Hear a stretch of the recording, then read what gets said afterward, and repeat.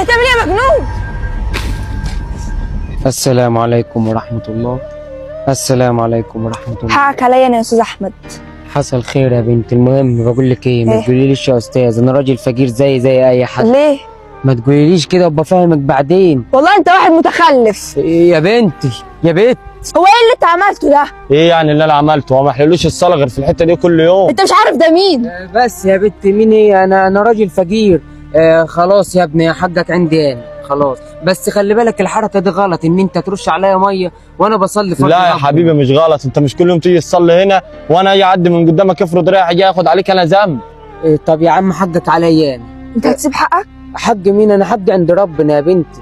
بعد اذنك. يلا امشي قدام امشي. يا استاذ عمار، كويس ان انا لقيت حضرتك. يعني انا بدور عليك من الصبح. اتفضل. العربيه بتاعت حضرتك، انت حضرتك يعني حاططها في الجاردن، وبصراحه كده انا جالي 5 شكوات النهارده، وامبارح جات لي